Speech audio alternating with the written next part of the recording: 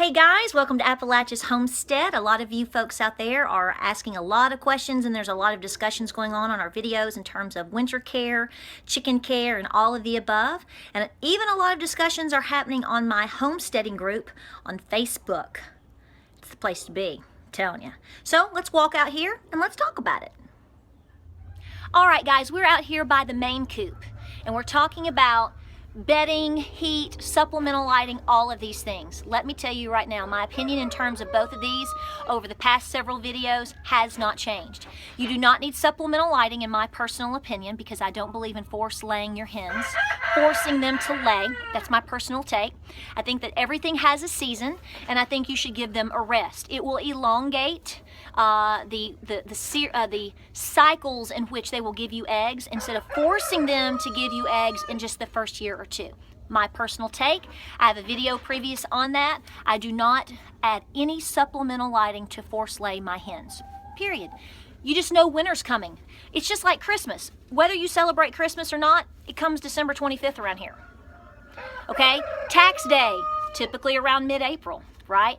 Everything has a time and season, and so you plan for it accordingly, right? You build up those eggs, maybe freeze them, dehydrate them, have another source. So that's how I feel about supplemental lighting. I view it as a potential hazard for your coop, whether it be for chickens, whether it be for quail, maybe in your barn.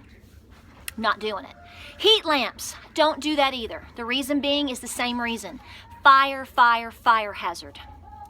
If you buy those hot red bulb lights and they fall over, it takes minimal time for it to catch something on fire. Can you imagine pine shavings and straw flying around it? I don't allow it in my home. I don't use it out here. You just learn real quick to work with certain things and you eliminate others. The cost of sanity is way too high. And the idea of burning down my chicken coop or my barn or my house for that matter for a heat lamp, sorry, I'll just stop homesteading. It's not worth it. It's not worth it. So I don't do it. So the next question is well, how do you keep them warm? What do you do? First of all, if you refer back to my video, which I'm talking about the chicken breeds and what are sustainable, guys, you learn real quick what works well in your area. Just because somebody has a chicken breed that works great in San Diego does not mean it's going to work well in East Tennessee. So you learn real quick what works for you, what works for your farm, what works for your area. You need to look for breeds that are heat tolerable or that tolerate very cold temperatures very well. You need to look at how they are made. What do I mean by that? What about their combs? What type of combs do they have? If you live in, up in Alaska, I don't know if a cream leg bar is the breed that you need. They've got huge combs. You're going to be dealing with that issue. Maybe you need something with a rose comb, right? Think about those issues. Heat lamps, I don't use them. I'm not running the electricity and I'm not running my sanity, okay? And I'm not taking a chance of danger on my farm. There's already high enough risk in homesteading in terms of dangerous situations around you all the time. Why make it worse? You need to make straw your best friend. I have seen it and I have done it. I absolutely believe. Now there's other resources that you can use as well depending on what you like and where you live, but for me, I make straw my best friend. Straw bales and fresh bedded straw. I use it in my coops, I use it in my barn, I use it over here in my duck pen, I use it around the duck house. I can tell you by experience that 3 winters ago, I made like an igloo. Inside the shed, it's a mini barn that we have, has no electricity, there's no water down there, and it was -6, which is very cold, regardless of where you are. Very cold for here. We knew we were getting extreme temperatures, so I made, inside the shed, we made like an igloo, almost. We packed the sides with straw, and we put off the front. There was no wind coming in there already, the way it was done. My goats, which is predominantly who lived down there, and the chickens would go and visit, would go in there and they would bed down. I'd have thick bedded fresh straw. The waters didn't even freeze. You've seen my little water buckets. They're nothing fancy, okay? You get 5 of them for 20 bucks at not Trader Joe's. at Tractor Supply. I'm letting you know that on 2 nights in a row, when it was below 0, we had packed the straw so ornately, if you will, and I took the buckets down there. Now the water, I made sure the water was warm, which doesn't last very long. But by morning, all it had was a very thin little film of ice on the top, because of the way that straw had absolutely kept it, like it was just like thermal in there. I know that it can help your animals. So here's my coop. I'm going to show you what I've done. You've seen this. It's not rocket science. Again, do what works best for your farm and your coop, but you need to think about the dangers.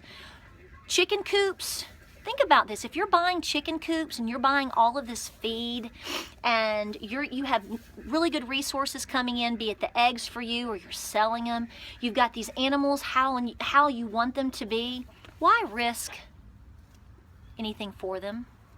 Don't do that. Okay? I just really want to plead that to you. They don't need it. They really don't. The only times that I use any type of heat source is for obviously baby chicks or ducklings. I've used it with my, your new little quail, whatever. That's the Brinzy. I know some folks have to use heat sources for maybe new kid goats just to get them started. A lot of folks take them in the house and they sit with them. I mean, you just have to pick and choose. You're in this lifestyle for a reason. These are precious resources to you, okay? There's a lot of things they can take care of on their own, and on a rare occasion, you have to assist. You just have to know that, okay? So let's look in the coop. I'm gonna show you this mind-blowing thing called packing straw, okay? Let's look. Okay, so I put this in here, and they've already been in here, and they've already been scattering it around. Okay, and over here, I don't have this shut. I'm literally standing like this on purpose. See, so when I open this door, it pulls it back. Guys, I'm just packing in straw. It's gotten chilly here, no doubt. And so I put in the bedding, I put in some DE, and they come in and they scratch around, and then they go out and they do their own thing. They roost. A lot of your poop is over under your roosting area, okay? So right through there, which we need to add another roost. We've got to add another roost. We're changing things around here.